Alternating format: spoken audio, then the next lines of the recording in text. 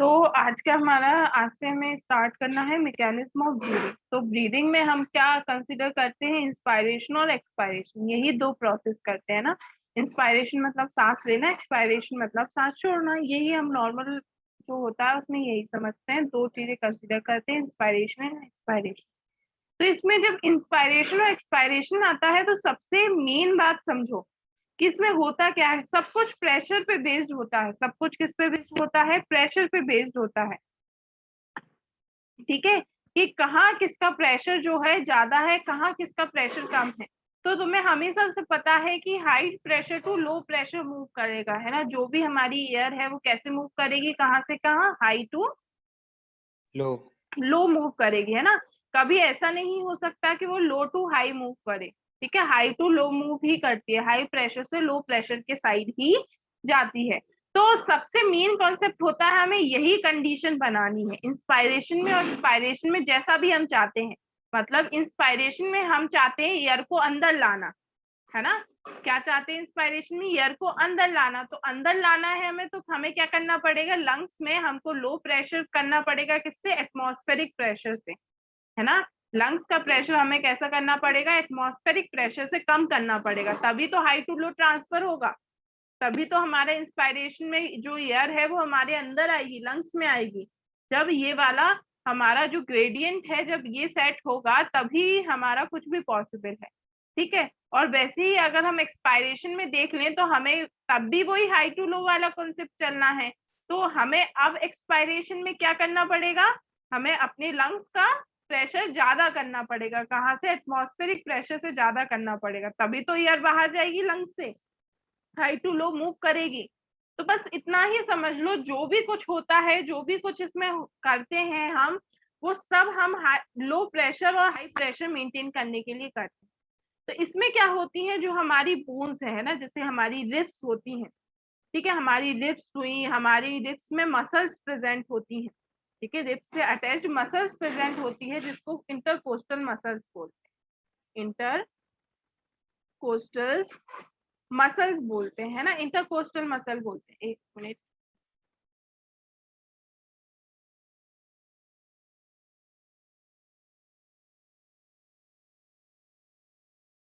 हाँ, है ना। तो हम क्या बोलते हैं? इंटरकोस्टल मसल बोलते हैं, जो रिब्स में प्रेजेंट होती हैं। कैसे? जैसे हमारी ये रिब्स हैं, ठीक है। जैसे हम एक बार समझाने को बताते हैं, ये रिब्स है हमारी। इन रिब्स में क्या होता है? ऐसे ऐसे में मसल्स प्रेजेंट होती हैं, जिसको अपन इंटरकोस्टल मसल्स बोलते हैं। तो ये वाली मसल्स हो गई, है ना। और क्या हुआ? और हमारा डायफ्राम जो है, ठीक है, डायफ्राम भी एक मसल होती है, याद रखना, है ना। कभी कभी इसको बोनी में कंफ्यूज कर लेते हैं हम इस लेवल पे, लेकिन बोनी में इसको कंफ्यूज मत करना। ये क्या होता है? हमारा मसल ही होता है। ठीक है, तो डायफ्राम एक नीचे मसल है। तो ये सारे जो मसल्स हैं और जो ये रिब्स वगैरह है, ये सारे मिलके क्या काम करते हैं? इसमें लंग्स में प्रेशर कम और ज्यादा करने का काम करते हैं। क्या करते हैं? कम और ज्यादा करने का काम करते हैं। तो diaphragm and external intercostal muscle play an important role. ठीक है, इंस्पायरेशन में डायफ्राम और एक्सटर्नल इंटरकोस्टल मसल जो होती है वो इंपॉर्टेंट रोल प्ले करती है। क्या रोल प्ले करती है? कि इनको क्या करना है? Pressure with in the lungs is made less than the atmospheric pressure, है ना। जब हमारे लंग्स में प्रेशर एटमॉस्फेरिक प्रेशर से कम होगा तभी तो वो हाई टू लो वाला फंडा चलेगा, तभी तो एयर बाहर से अंदर आएगी। तो इसमें डायफ्राम क्या रोल होता है? तो contraction of muscle fibres of diaphragm causes it to become flat. ठीक है, डोम शेप होती है, हमने देखा था, डोम शेप होती है। ठीक है, तो जब इसमें क्या होता है? इंस्पायरेशन के टाइम पे ये कैसी हो जाती है? फ्लैट होने लगती है ना। ऑलमोस्ट कैसी होती है? फ्लैट होने लगती है। ठीक है, और there by increasing the volume of thoracic cavity in antero posterior axis, है ना। इसकी वजह से क्या होता है कि हमारा थोरेसिक कैविटी का वॉल्यूम इंक्रीज हो जाता है।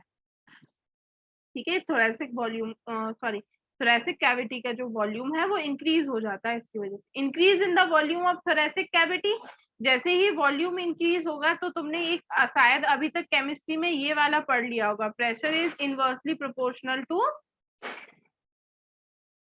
एरिया, यस मैम, है ना।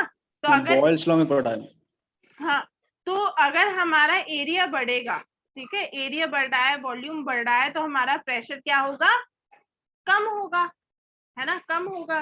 जब प्रेशर कम हो जाता है हमारा किसके कंपैरिजन में, एटमॉस्फेरिक प्रेशर के कंपैरिजन में हमारा लंग्स का प्रेशर कम हो जाता है। वैसे ही क्या होगी, एटमॉस्फेरिक एयर एंटर करने लगेगी, वैसे ही एटमॉस्फेरिक एयर जो होगी वो हाई टू लो मूव करके एटमॉस्फेयर से लंग्स की साइड मूव करने लगेगी। आया समझ में इंस्पायरेशन कैसे होता है?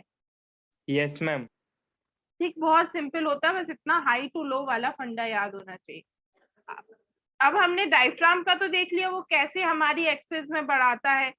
इंटरकोस्टल मसल्स क्या करती हैं? These muscles are present between the ribs, हमने ये बताया तुमको।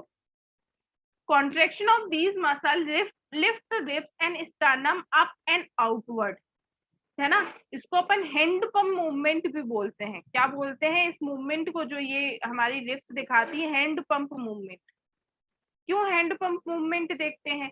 तो अगर हैंड पंप का जो हैंडल होता है उसको ध्यान में रखो, तो ऐसे ही तो होता है, जब अपन उसको चलाते हैं तो ऊपर भी जाता है और बाहर को भी जाता है, होता है ना, ऊपर भी जाता है और बाहर को भी जाता है। जो उसका हैंडल होता है जब हम उसको चलाते हैं, जैसे वो स्टार्टिंग में, जैसे ये है तो स्टार्टिंग में वो ऐसा होता है, ठीक है, लेकिन जब तुम उसको चलाते हो तो वो ऐसे जाता है, मतलब ऊपर भी जा रहा है ये और बाहर को भी जा रहा है ये, ठीक है। ऐसे ही मूवमेंट हमारा किस में होता है, रिब्स में मूवमेंट होता है ना।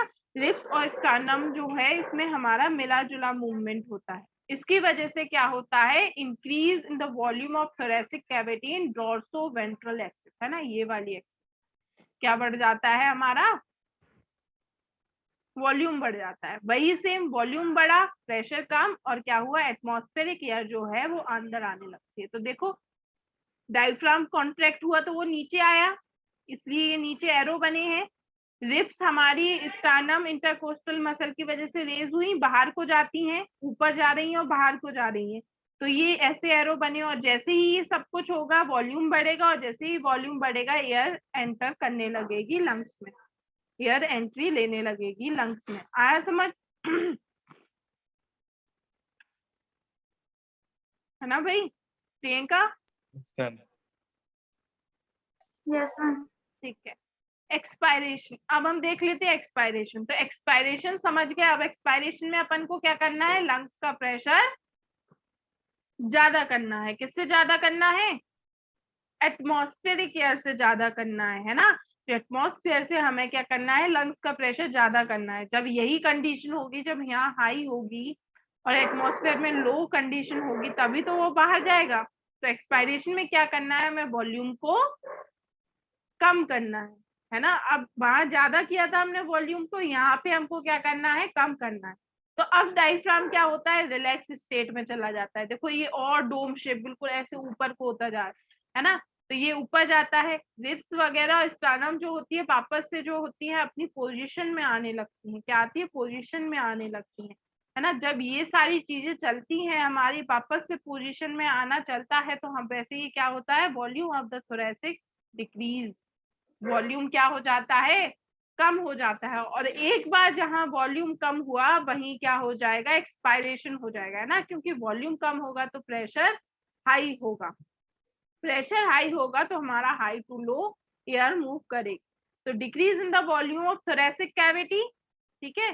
तो similar decrease in the pulmonary cavity, क्यों, क्योंकि एयर टाइट चैम्बर है हमारा, तो थोरैसिक कैविटी में जो होगा वही पल्मोनरी कैविटी में होगा। increase in the pressure of pulmonary cavity, expansion of air from high pressure to low pressure, ठीक है। in forceful expiration internal intercostal muscle and abdominal muscles are involved, ठीक है। अगर हम फोर्सफुल एक्सपायरेशन कर रहे हैं, फोर्सफुल एक्सपायरेशन जैसे अपन योगा में करते हैं ना, योगा करते हो वो, जिसको हम एग्जैक्ट, हमें उसका नाम नहीं पता लेकिन जिसमें फोर्सफुल एक्सपायरेशन करते हैं, है ना। तो डीप ब्रीदिंग, हाँ डीप ब्रीदिंग तो भाई अनुलोम विलोम वाला नहीं, अनुलोम विलोम नहीं, एक दूसरा होता है ना, एक दूसरा होता है जिसमें आपको सिर्फ फोर्सफुल ब्रीदिंग करनी होती है अपनी पेट की मसल से। तुमने देखा होगा पेट की मसल्स जो अंदर बाहर जाती हैं, अपन जब ब्रीद करते हैं ना, फोर्सफुल बाहर को, फोर्सफुल एक्सपायरेशन करते हैं, जो कपालभाति, हाँ कपालभाति, ठीक ठीक ठीक ठीक, है ना। तो उसमें अपन फोर्सफुल एक्सपायरेशन ये तो कर रहे होते हैं ना, जबरदस्ती एक्सपायरेशन कर रहे होते हैं ना, ठीक यस है। मैम। तो फोर्सफुल एक्सपायरेशन में तुमने देखा होगा कुछ टाइम बाद एब्डोमिनल मसल्स में थोड़ा दर्द होने लगता है, पेन होने लगता है। क्यों? क्योंकि उसमें हमारी एब्डोमिनल मसल्स है इन्वॉल्व हो रही है। कौन सी? एब्डोमिनल मसल और इंटरकोस्टल मसल, जो हमारी रिब्स में ही होती है, ठीक है। वहां एक्सटर्नल कोस्टल मसल थी, एक्सटर्नल इंटरकोस्टल मसल, यहाँ इंटरनल इंटरकोस्टल मसल है ना, और एब्डोमिनल मसल्स आर इन्वॉल्व, ठीक है। फिर बात आती है इंस्पायरेशन और एक्सपायरेशन वाली जो कहानी होती है ना, इंस्पायरेशन एक्सपायरेशन वाली कहानी होती है। तो इसमें एक क्वेश्चन आता है, कौन सी एक्टिव प्रोसेस होती है और कौन सी पैसिव प्रोसेस होती है, पता है क्या? मैम एक्टिव ब्रीद इन होगा, इंस्पायरेशन। गुड, है ना। तो इसमें एक्टिव प्रोसेस जो होती है वो कौन सी होती है? इंस्पायरेशन होती है, ठीक है। कौन सी होती है? इंस्पायरेशन जो होती है वो एक्टिव प्रोसेस होती है, और passive process expiration. Passive process क्या होती है? एक्सपायरेशन। तुमने देखा होगा कि हमें ब्रीथ करने में अगर कभी होता है तो ब्रीथ करने में हमें ज्यादा एफर्ट्स लगते हैं। ऐसे नॉर्मल ब्रीदिंग में तो हमें पता भी नहीं चलता, लेकिन जब हमें सफोकेशन वाली कंडीशन होती है तो तुम देखते हो कि हमें ब्रीथ करने में ज्यादा एफर्ट्स लगते हैं, एक्सपायरेशन का पता भी नहीं चलता, ठीक है। तो हमारा एक्टिव प्रोसेस कौन सी होती है? इंस्पायरेशन, और पैसिव प्रोसेस होती है एक्सपायरेशन। याद रखना है इस चीज को, ठीक है। इतना समझ में आया भाई? Yes ma'am. है ना। इन डायग्राम्स को अच्छे से देखना, ठीक है। वो डायग्राम जो होते हैं वो आते हैं कि ये डायग्राम इंस्पायरेशन का है या एक्सपायरेशन का है, ऐसे करके डायग्राम आते हैं, है ना। तो डायग्राम्स को अच्छे से ऑब्जर्व करना, अच्छे से देखना कौन सा एरो कहाँ हो रहा है, किसमें क्या चेंजेस हो रहे हैं, क्या चेंजेस नहीं हो रहे हैं ना। केयरफुली वो डायग्राम को ऑब्जर्व करना। अब आ जाता मैम एक है। डाउट है मैम। हम्म मैम कि जब भी मैम कोई प्रॉब्लम होती है मैम, जैसे कोई सांप काट लेता है मैम या फिर कुछ होता है, तो मैम उस टाइम पे बोलते हैं कि मैम थोड़े एक आध घंटे मैम बाद की लंग्स कोलैप्स हो जाता है। मैम इसका मतलब क्या होता है? अरे तो भाई उसमें तो हमारा जो जैसे है ना, तो वो हमारा हो गया ये वाला क्वेश्चन तुम्हारा। अब आते हैं पल्मोनरी वॉल्यूम्स एंड कैपेसिटीज पे, है ना। पल्मोनरी वॉल्यूम्स और कैपेसिटी ये बहुत इंपॉर्टेंट टॉपिक है इस चैप्टर का, याद रखना, है ना। काफी ज्यादा इंपॉर्टेंट टॉपिक है इस चैप्टर का।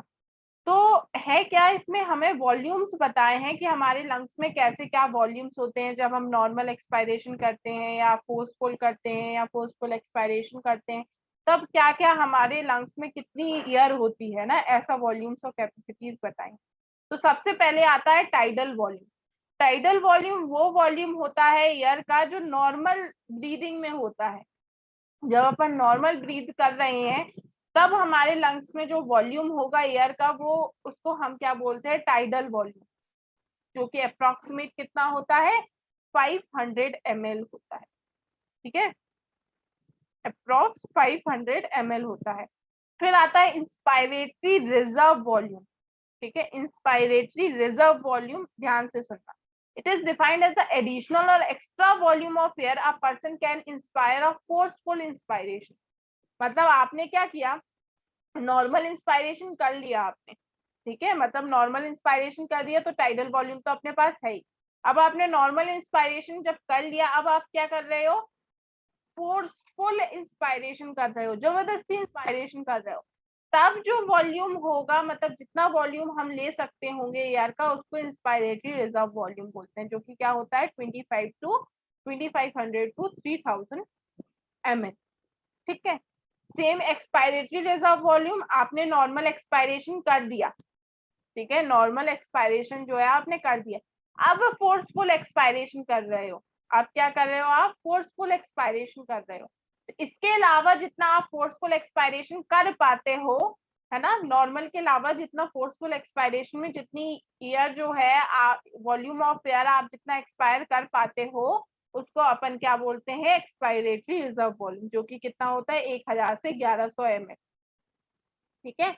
इनकी डेफिनेशंस भी याद रखना है, इनकी वैल्यूज भी याद रखना है, ठीक है। बहुत इंपॉर्टेंट है क्योंकि फिर आ जाता है रेजिडुअल वॉल्यूम, ठीक है। आपने क्या किया? नॉर्मल इंस्पायरेशन किया, फिर नॉर्मल एक्सपायरेशन किया, अब फोर्सफुल एक्सपायरेशन भी कर दिया, ठीक है। फोर्सफुल एक्सपायरेशन करने के बाद भी आपके लंग्स में जितनी वॉल्यूम ऑफ एयर बचती है उसको रेजिडुअल वॉल्यूम बोलते हैं। क्या बोलते हैं? रेजिडुअल वॉल्यूम, जो कि कितना होता है 1100 से 1200 ml, 1100 से 1200 ml। ठीक है, समझ रहे हो कि टाइडल वॉल्यूम जो आप नॉर्मल इंस्पायर और एक्सपायर करते हो वो वॉल्यूम, इंस्पायरेटरी की नॉर्मल इंस्पायरेशन करने के बाद जितना वॉल्यूम ऑफ एयर आप इंस्पायर कर सकते हो, फोर्सफुली इंस्पायर कर सकते हो, उसको इंस्पायरेटरी रिजर्व वॉल्यूम बोल देते हैं। एक्सपायरेटरी रिजर्व वॉल्यूम आपने नॉर्मल एक्सपायरेशन कर दी, अब फोर्सफुल कितना एक्सपायरेशन कर सकते हो आप, ठीक है, वो वॉल्यूम को हम एक्सपायरेटरी रिजर्व वॉल्यूम बोल देते हैं। और रेजिडुअल वॉल्यूम वो होता है जब आप फोर्सफुल एक्सपायरेशन करने के बाद अब लंग्स में कितना बचा है, अब लंग्स में वॉल्यूम कितना बचा है, तो वो कितना होता है 1100 से 1200 ml। ठीक है, 1100 से 1200 ml। ठीक है, चारों वॉल्यूम्स क्लियर हुए? मैम रेजिडुअल वॉल्यूम अच्छे से समझ में नहीं आया। अरे रेजिडुअल वॉल्यूम भाई, आपने क्या किया, फोर्सफुल एक्सपायरेशन कर दिया, ठीक, मतलब नॉर्मल रेस्पायरेशन, नॉर्मल इंस्पायरेशन किया आपने, फिर नॉर्मल एक्सपायरेशन भी कर दिया, फिर उसके बाद फोर्सफुल एक्सपायरेशन भी कर दिया आपने। अब जितनी आपके लंग्स में एयर बची है, इन सब करने के बाद, फोर्सफुल एक्सपायरेशन करने के बाद भी जितनी वॉल्यूम ऑफ एयर आपके लंग्स में बची है, that is known as a residual volume. आया समझ? Yes ma'am. ठीक है, लास्ट वाला जो बचा है उसको अपन रेजिडुअल वॉल्यूम बोलते हैं। अब आ जाती है कैपेसिटीज। ठीक है, अब क्या आ जाती है, कैपेसिटीज। तो कैपेसिटी जो होती है बहुत जरूरी होती है, कैपेसिटीज जो होती है ना, अगर जैसे हम कुछ भी मेजर करते हैं तो हम कैपेसिटी मेजर करते हैं। ठीक है, हम वॉल्यूम्स मेजर नहीं करते हैं। जैसे तुमने देखा होगा ना कि लंग कैपेसिटी बोलते हैं कि लंग कैपेसिटी चेक कर रहे हैं या हम लंग कैपेसिटी बढ़ा रहे हैं। तो जितना भी होता है, जितना हम मेजर करते हैं, कैपेसिटीज मेजर करते हैं, वॉल्यूम्स मेजर नहीं करते। इस चीज को याद रखना, और एनसीईआरटी में ये लाइन दे रखी है ना, जहां हमारे वॉल्यूम्स खत्म होंगे और कैपेसिटी स्टार्ट होगी, वहीं पे एक या दो लाइन लिखी हुई है कि ये जो है क्लिनिकल के लिए जरूरी होता है। कैपेसिटीज किसके लिए जरूरी होती? क्लिनिकल के लिए जरूरी होती। क्लिनिकल मतलब जो ये नॉर्मल हम जब जिसको लेते हैं अपनी इलाज करने में, चीजें लेते हैं, मेजर करते हैं, वो कैपेसिटी मेजर करते हैं।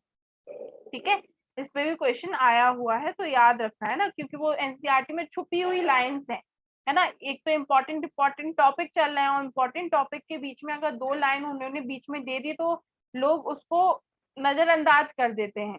ठीक है, तो एनसीईआरटी की एक भी लाइन ऐसी नहीं होती है जिसको इग्नोर कर सकते हम।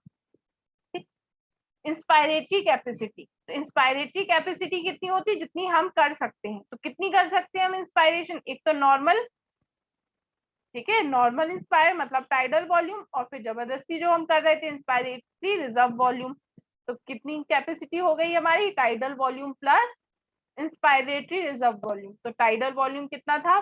500, और इंस्पायरेटरी रिजर्व वॉल्यूम कितना था? 2300 मान लो। ठीक है, कितना हो गया? 2800। ठीक है, 2800 हो गया। ठीक, एक्सपायरेटरी कैपेसिटी फिर से सिंपल, टाइडल वॉल्यूम और एक्सपायरेटरी रिजर्व वॉल्यूम, है ना, कि पर्सन की कितनी कैपेसिटी है एक्सपायर करने की। तो नॉर्मल भी ले लेंगे उसको और फोर्सफुल की ले लेंगे, है ना, जो पूरा वो कर सकता होगा, जितनी उसमें हिम्मत होगी करने की, तो वो नॉर्मल वाली भी है और फोर्सफुल वाली भी है, तो दोनों अपन जोड़ लेंगे। तो tidal volume plus inspiratory reserve volume, जिसको एक्सपायरेटरी कैपेसिटी बोल देते हैं। अच्छा, हमने इंस्पायरेटरी रिजर्व वॉल्यूम बोल दिया, ये एक्सपायरेटरी रिजर्व वॉल्यूम। ठीक है, तो tidal volume 500, 500, expiratory reserve volume 1000 to 1100, तो अपन इसको 1500 मान लेते हैं। ठीक है, हम तुम्हें ये सॉल्व करके दे रहे हैं, तुम लोगों को भी करने हैं, क्योंकि मैचिंग्स में आते हैं, तो मैचिंग में हमको पता होना चाहिए। फंक्शनल रेजिडुअल कैपेसिटी, ठीक, अब तो ये तो सिंपल टर्म्स थे, तो अब देखो फंक्शनल रेजिडुअल कैपेसिटी क्या है। It is the time, it is the volume of a sphere that will remain, volume of air that will remain in lungs after a normal expiration, this includes expiratory reserve volume and a residual volume. ठीक है, इन्होंने क्या बोला है कि हमारा कितना बचता है, ठीक है, हमारा कितना बचता है in remain after a normal expiration. तो नॉर्मल एक्सपायरेशन के बाद हमारे लंग्स में कितना बचेगा, ठीक है, तो कितना बचेगा, एक तो एक्सपायरेटरी रिजर्व वॉल्यूम बचेगा। एक्सपायरेटरी रिजर्व वॉल्यूम क्या था, जो फोर्सफुल एक्सपायरेशन करते हैं, लेकिन इन्होंने तो हमें कहाँ तक रोक दिया, नॉर्मल एक्सपायरेशन तक रोक दिया। तो हमारा फोर्सफुल एक्सपायरेशन का भी बच गया, और जो रेजिडुअल वॉल्यूम तो हमने वो बोला था ना कि जो फोर्सफुल करने के बाद भी हमारे लंग्स में बचता है, तो एक्सपायरेटरी रिजर्व वॉल्यूम और रेजिडुअल वॉल्यूम, तो ये दोनों हुए हमारे, क्या हुए, दोनों हुए। तो एक्सपायरेटरी रिजर्व वॉल्यूम आप 1100 1000 मानते हैं, प्लस रेजिडुअल वॉल्यूम भी वही अपने 1100 1200 जो होता है। ठीक है, तो अपन इसको 2200 2300 करीब मान सकते हैं। समझ में आया ना क्या होता है functional residual volume, yes ma'am. Capacity, sorry. अब आ जाता है वाइटल कैपेसिटी। क्या आ जाता है, वाइटल कैपेसिटी। तो वाइटल कैपेसिटी क्या है, it is defined as the maximum volume of a air a person can breathe in, ठीक है, after a expiration of the maximum volume of a person can breathe out after a forceful inspiration। ठीक है, तो इसमें क्या क्या आ जाता है, हमारा एक्सपायरेटरी रिजर्व वॉल्यूम आ जाता है, टाइडल वॉल्यूम आ जाता है, और इंस्पायरेटरी रिजर्व वॉल्यूम आ जाता है। इसको अपन वाइटल कैपेसिटी बोलते हैं। क्या बोलते हैं, वाइटल कैपेसिटी बोलते हैं। ठीक, और टोटल लंग कैपेसिटी तो तुम्हें समझ में ही आई गई कि अब कितनी कैपेसिटी है हमारे पास पूरी, ठीक है, कितनी कैपेसिटी है हमारे पास पूरी। तो हम उसमें वाइटल कैपेसिटी जोड़ सकते हैं और रेजिडुअल वॉल्यूम जोड़ सकते हैं। नहीं तो अगर ऐसा लिखना चाहें कि expiratory reserve volume plus inspiratory reserve volume plus residual volume, तो भी टोटल लंग कैपेसिटी हमको पता पड़ेगी। ठीक है, तो इनको पूरा जोड़ लेना, देखना कितना आ रहा है हमारा। तो ये कुछ कैपेसिटीज हो गई हमारे, वॉल्यूम्स हो गए हमारे, जो कि इसमें याद करने वाला और बहुत इंपॉर्टेंट टॉपिक है ना। मेन याद करने वाला इस चैप्टर में यही है, बाकी तो सब समझने वाला है और बहुत इजी समझने वाला है। समझ गए? Yes sir. ठीक है, तो एक देखो, एक ग्राफ के थ्रू समझो इसको, कि ग्राफ के थ्रू क्या मतलब, ग्राफ के थ्रू या ये डायग्राम के थ्रू देखो कि क्या है। तो बहुत इजी है ये, कि टाइडल वॉल्यूम जो ये अपना चल रहा है, पर्पल में जो टाइडल वॉल्यूम चल रहा है, ठीक है। अब टाइडल वॉल्यूम के अलावा हम कितनी कर सकते हैं, उसको अपन क्या बोलते हैं, इंस्पायरेटरी रिजर्व वॉल्यूम बोलते हैं ना, जिसको टाइडल वॉल्यूम के अलावा अब अपन कितनी कर सकते हैं उसको इंस्पायरेटरी रिजर्व वॉल्यूम बोलते हैं। तो ये क्या हो गई, अपनी इंस्पायरेटरी रिजर्व वॉल्यूम हो गई। ठीक, टाइडल वॉल्यूम के अलावा हम कितनी एक्सपायर कर सकते हैं, है ना, नॉर्मल एक्सपायरेशन के बाद, तो ये अपनी एक्सपायरेटरी रिजर्व वॉल्यूम हो गई। अब टोटल कैपेसिटी कितनी है इंस्पायरेशन की, इंस्पायरेशन की टोटल कैपेसिटी क्या है, तो इंस्पायरेशन की टोटल कैपेसिटी ये हो जाएगी ना, ठीक है। टोटल कैपेसिटी एक्सपायरेशन की क्या है, तो टोटल कैपेसिटी हमारी एक्सपायरेशन की ये वाली हो जाएगी, ये कहीं दी नहीं है तो हम बना देते हैं, ठीक है, ये वाली, ठीक है। ये हो गई हमारी फंक्शनल रेजिडुअल कैपेसिटी। क्या हो गई कि हमारा कितना बचता है नॉर्मल के बाद, नॉर्मल एक्सपायरेशन के बाद कितना बचेगा। तो नॉर्मल एक्सपायरेशन के बाद हमारा ERV भी बचेगा और RV भी बचेगा, तो ये हो गया हमारा, ठीक है। टोटल लंग कैपेसिटी तो हमने सब कुछ जोड़ लिया, तो देखो टोटल लंग कैपेसिटी हमारा पूरा है ना। टोटल लंग कैपेसिटी कितनी है हमारी, कि हम सब कुछ कर ले तब कितनी कैपेसिटी होगी हमारे पास, वो इतनी होती है, ठीक है। तो ये क्या हो गया हमारा, एक ग्राफ के फॉर्म में देख लिया हमने कि क्या कैसे हमारा सारे बन रहे हैं, या कौन सी कैपेसिटी कौन से वॉल्यूम होते हैं, ये सारा हमने इसमें देख लिया, ठीक है। आ गया समझ में भाई इतना? Yes ma'am. अच्छा, ठीक है भाई। ये सोम कहाँ चला गया, इसके नेटवर्क में कोई परेशानी आ जाती है शायद।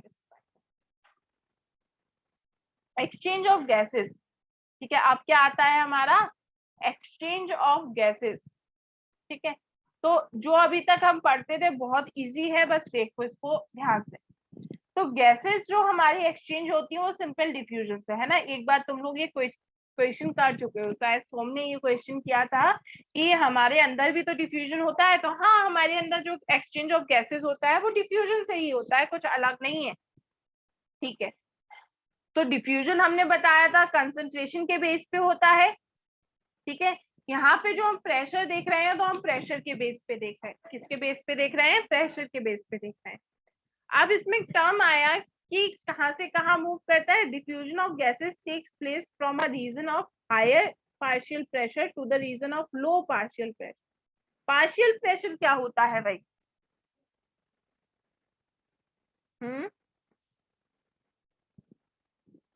कोई बताएगा पार्शियल प्रेशर क्या होता है?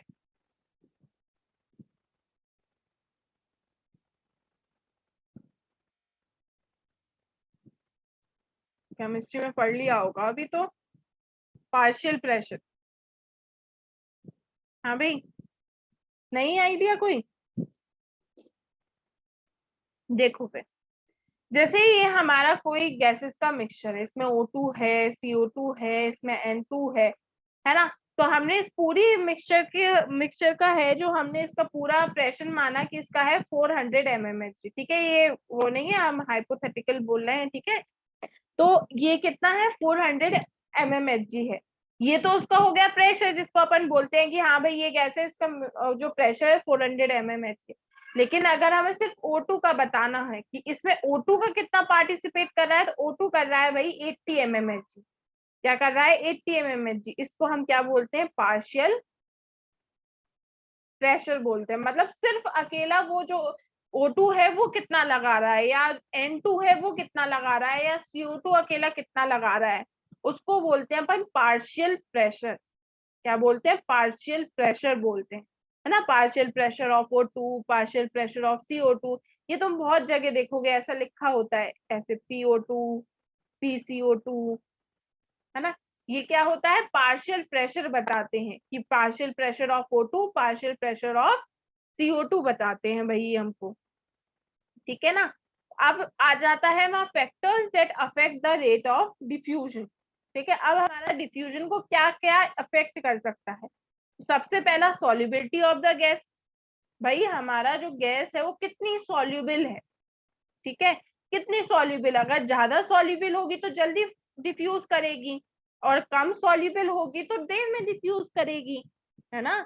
ज्यादा सॉल्युबल होगी तो जल्दी डिफ्यूज करेगी, और कम सॉल्युबल होगी तो भाई देर में डिफ्यूज करेगी, है ना। जैसे कि solubility of CO2 is 20 to 25 times higher than that of O2। Solubility CO2 की क्या है? O2 से 20 से 25 गुना ज्यादा होती है ना। इसलिए क्या होता है कि हमारा हीमोग्लोबिन से बाइंड भी ये जल्दी करता है। सॉल्युबिलिटी मतलब यही है ना। तो ये क्या होता है? O2 जो होता है, O2 से हमारा CO2 की सॉल्युबिलिटी 20 से 25 गुना ज्यादा होती है। पहला तो ये फैक्टर हो गया। सेकेंड फैक्टर क्या है? Partial pressure. सेम कैसे जाएगा? High partial pressure to low partial pressure. ठीक है, कोई भी है, जैसे PO2 भी है, तो PO2 का जहां हाई होगा वहां से कहा जाएगा? जहां PO2 का लो प्रेशर होगा। कहा जाएगा? जहां PO2 का लो प्रेशर होगा। फिर आ जाता है थिकनेस ऑफ मेम्ब्रेन। क्या आ जाता है? Thickness of membrane. तो ज्यादा मेम्ब्रेन की थिकनेस होगी तो देर में डिफ्यूज करेगा, और अगर मेम्ब्रेन की थिकनेस कम होगी तो जल्दी जल्दी डिफ्यूज करेंगे भाई। वो तो सेम का फंडा है। अगर मेम्ब्रेन की थिकनेस ज्यादा हुई तो देर में डिफ्यूज करेगा, और अगर कम हुई तो जल्दी जल्दी रेट ऑफ डिफ्यूजन क्या होगा? ज्यादा होगा। ठीक, ये फैक्टर्स हो गए। अब exchange of gases between alveoli and blood. हमको पता है कि एक्सचेंज ऑफ गैसेस किस में होता है? एल्वियोलाई में, और डीऑक्सीजनेटेड जो ब्लड होता है उसमें एक्सचेंज ऑफ गैसेस होता है। ठीक है, अब जब एक्सचेंज ऑफ गैसेस हो रहा है तो बीच में एक मेम्ब्रेन होगी कि नहीं होगी, जिसको अपन क्या बोल रहे हैं? डिफ्यूजन मेम्ब्रेन बोल रहे हैं। ठीक है, एक मेम्ब्रेन होगी तो उसको डिफ्यूजन मेम्ब्रेन बोल रहे हैं। तो अब भाई ये मेम्ब्रेन हमारा कौन कौन मिलके बना रहा है, कौन कौन मिलके बना रहा है? तो ये बनाते हैं कौन कौन, कि हमारा एल्वियोलर कैपिलरी की एंडोथीलियम। चलो डायग्राम से बताते है ना, पहले बस ये फैक्टर और ये जो फैक्ट है ये पढ़ लो कि इनकी लेयर, तीनों लेयर मिलके भी इनकी थिकनेस क्या होती है, much less than a millimetre, which is about 0.2 millimetre. कितनी होती है, 0.2 मिलीमीटर होती है। ये तीनों मिलके भी इतनी कम थिकनेस की हमारी एक डिफ्यूजन मेम्ब्रेन बनाती है। तो डिफ्यूजन मेम्ब्रेन में तीन चीजें आती हैं, ठीक है, तीन लेयर्स आती हैं। तीन लेयर्स हम तुम्हें काउंट कराते हैं, याद रखना, ठीक। सबसे पहले ये एल्वियोलर कैपिलरी की जो क्या है, सॉरी एल्वियोलर कैविटी की जो क्या है, ये जो बाहर लेयर है ये क्या है, इपिथीलियम। स्क्वामस इपिथीलियम जो बोला था ना, वो यही है, ठीक। एक लेयर। दूसरी लेयर हो गई जो ये एंडोथीलियम की, देख रहे हो ना, ये जो ब्लड कैपिलरी की ये वाली लेयर, ठीक है। ये लेयर क्या कौन सी हो गई, ये लेयर हो गई एंडोथीलियम, ठीक है। अब देखो इपिथीलियम और एंडोथीलियम के बीच में कुछ दिख रहा है क्या तुम लोगों को? Yes ma'am. है ना, जो पीले पीले कलर का जो डायग्राम में बना हुआ है बेसमेंट सब्सटेंस, है ना, जो इन दोनों को जोड़ के रखे हैं। तो ये तीनों मिलके क्या बना लेती हैं, हमारी डिफ्यूजन मेम्ब्रेन बना लेती हैं तीनों मिलके, जो कि क्या होता है, मच लेस देन अ मिलीमीटर, जो कि कितना होता है, 0.2 मिलीमीटर, 0.2 मिलीमीटर होती है। चलो भाई ये तो हमने समझ लिया। अब क्या क्या है, तो ये जो तुम नीचे टेबल देख रहे हो ना, ये PO2 और PCO2 ही है ना, partial pressure of O2 and the partial pressure of CO2। कहाँ कितना होता है तो देखो, याद भी करना है ये तुम लोगों को, है ना, कि एटमॉस्फेरिक एयर में पार्शियल प्रेशर ऑफ O2 कितना होता है, 159, और CO2 का 0.3, एल्यूलाई में 104 और CO2 का 40। डीऑक्सीजनेटेड में ऑब्वियसली भाई PCO2 ज्यादा होगा PO2 के कंपैरिजन में। तो देख लो PO2 कितना है, partial pressure of oxygen is 40 and the partial pressure of CO2 मतलब carbon dioxide is 45। Oxygenated blood में ऑब्वियसली किसका ज्यादा होगा पार्शियल प्रेशर,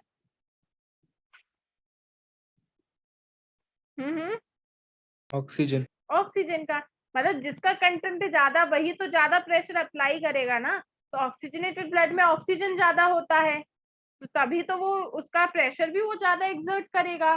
ऑक्सीजन ज्यादा है, ऑक्सीजन के मॉलिक्यूल ज्यादा है, तो वो एक्सर्ट भी प्रेशर ज्यादा करेंगे। तो ऑक्सीजनेटेड ब्लड 95 और PCO2 45। और टिश्यू में क्या होगा, PO2 40 और PCO2 45, ठीक है।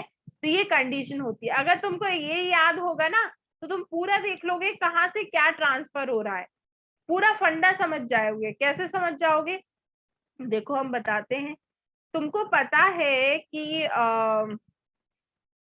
ऑक्सीजन जो होती है वो हमारी कहाँ से कहाँ आती है, एटमॉस्फेरिक से एल्वियोलाई में आती है। तो देखो भाई ज्यादा है,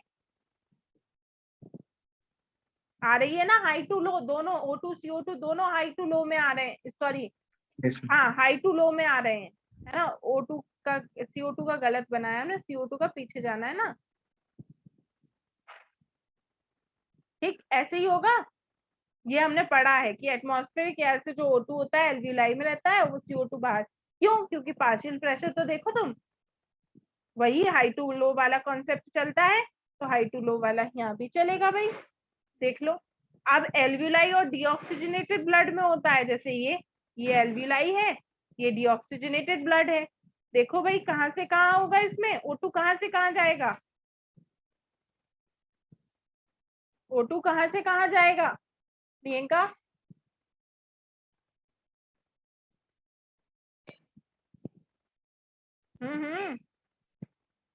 एल्वियोलाई और डीऑक्सीजनेटेड ब्लड में तुम हाई टू लो फंडा लगाओगी तो कहाँ से कहाँ जाएगा O2,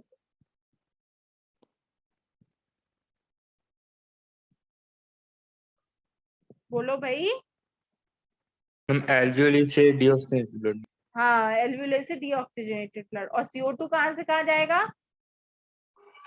मैम डीऑक्सीजनेटेड से एल्वियोली में। ठीक है भाई, ये हो गया हमारा। अब ऑक्सीजनेटेड ब्लड टिश्यू के पास जाता है, तो अब क्या होगा हमारा?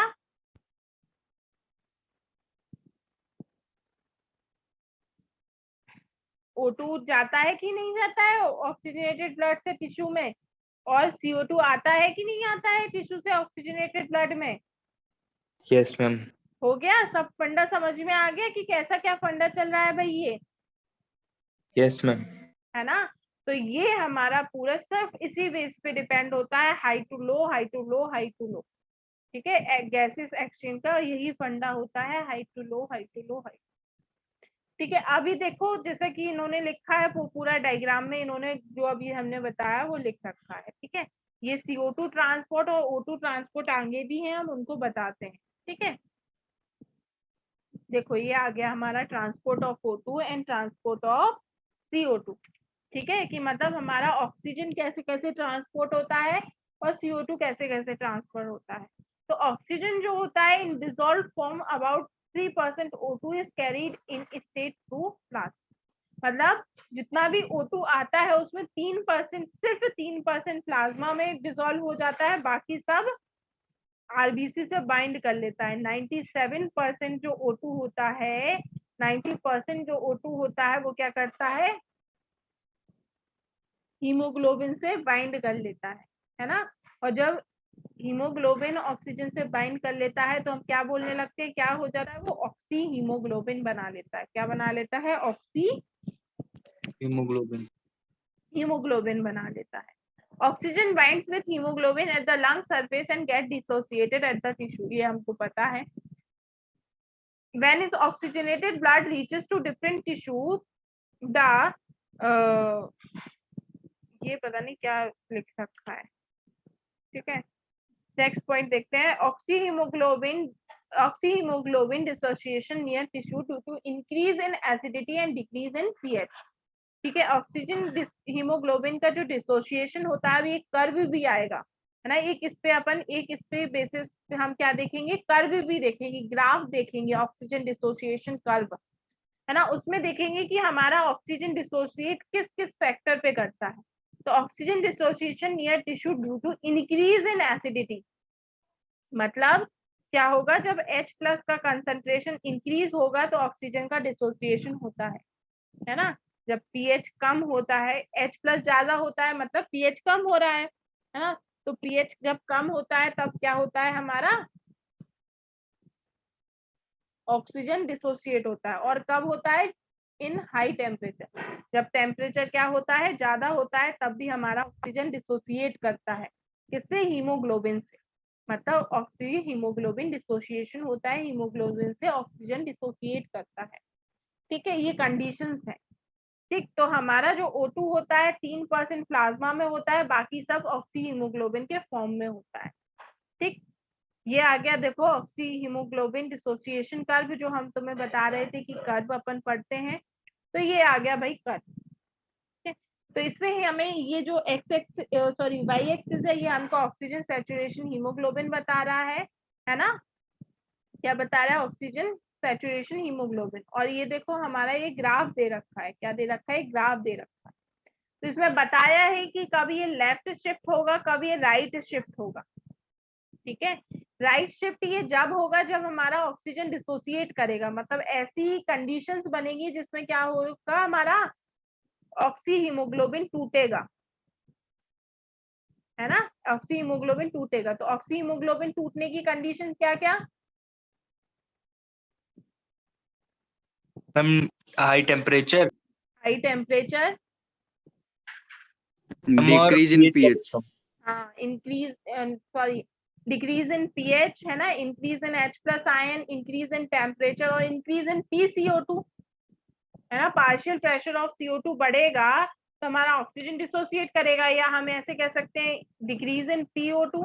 अगर पार्शियल प्रेशर ऑफ ऑक्सीजन कम होगा तो हमारा ऑक्सीजन हीमोग्लोबिन डिसोसिएट करेगा, है ना? तो ये दो चीजें आ जाती हैं। लेफ्ट शिफ्ट जब होगा, जब क्या होगा? इसकी उल्टी कंडीशन होगी, मतलब H+ आयन कम होंगे, pH ज्यादा होगा, टेम्परेचर कम होगा। जब ये वाली कंडीशन होती है तब हम क्या करते हैं, ये ऑक्सीजन डिसोसिएशन कर्व जो होता है वो लेफ्ट में जाता है ना। और जब इसके ऑपोजिट कोई कंडीशन होती है तब वो कैसे जाता है, राइट में जाता है ना। तो इतना समझ में आया भाई? Yes ma'am. Yes ma'am. ठीक है, ये बहुत इम्पोर्टेंट होता है। क्या है, बहुत इम्पोर्टेंट है अपना कि क्या है क्या नहीं है। ठीक है, चलो भाई।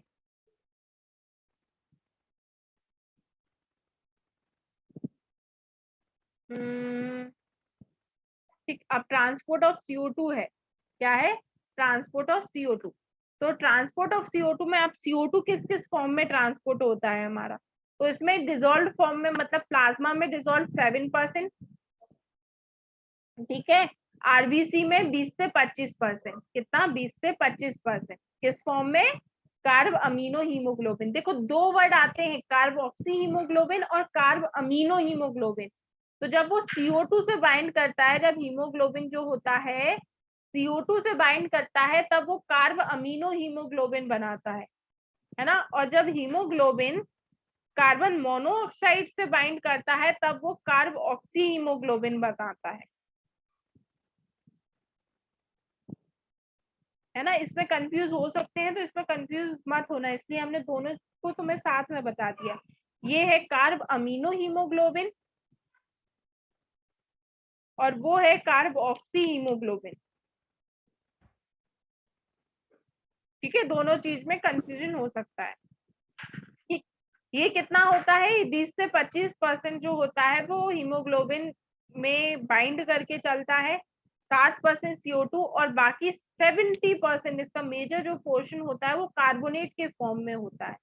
कैसे कि CO2 और H2O बाइंड करते हैं और H2CO3 बनाते हैं, जो कि इसमें कैसा होता है, अनस्टेबल होता है ना। अनस्टेबल होता है जिसकी वजह से वो किसमें, कार्बोनेट में, बाइकार्बोनेट में और आयन में, H+ आयन में टूट जाता है। किसमें टूट जाता है, H+ आयन में टूट जाता है। ठीक है, तभी अगर तुम्हें कंडीशन याद हो जो हमने H+ पढ़ा अभी, कि H+ अगर ज्यादा होगा तो हमारा ऑक्सी हीमोग्लोबिन क्या करेगा, डिसोसिएट करेगा। यही हमने देखा ना। Yes ma'am. क्यों करेगा, Yes, ma'am. कहाँ से ज्यादा, क्योंकि अगर CO2 ज्यादा होगा तो H+ ऑब्वियस सी बात है ज्यादा होगा, है ना। और H+ ज्यादा होगा तो इसको क्या करना पड़ेगा, टूटना पड़ेगा।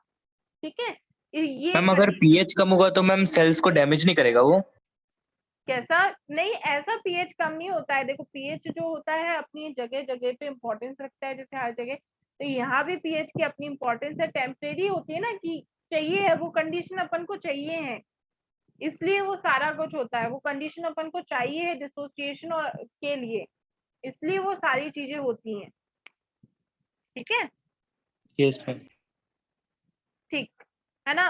फिर ये वाला हो जाता है, ये इससे पूरी एक प्रोसेस लगी हुई है ना। ट्रांसपोर्ट ऑफ CO2 से जो है ये हैमबर्गर इफेक्ट जो है वो पूरा लगा हुआ है। मतलब हैमबर्गर इफेक्ट पे बहुत सारे क्वेश्चंस आते हैं। बहुत सिंपल चीज होती है, लेकिन हम इसको एनसीईआरटी में नहीं दिया हुआ है इसको, इसलिए क्या हो जाते हैं, हम कंफ्यूज हो जाते हैं। लेकिन क्वेश्चंस जो होते हैं जब आप लगाओगे बुक्स से तो आपको मिल जाएगा। तो हम ये हैमबर्गर इफेक्ट जो है अपनी नेक्स्ट क्लास में देख लेंगे। ठीक है भाई, आज का कोई डाउट तो नहीं तुम लोगों को? तुम्हारे नेटवर्क में कोई परेशानी होती है क्या बीच में? यस मैम, 10 मिनट के लिए नहीं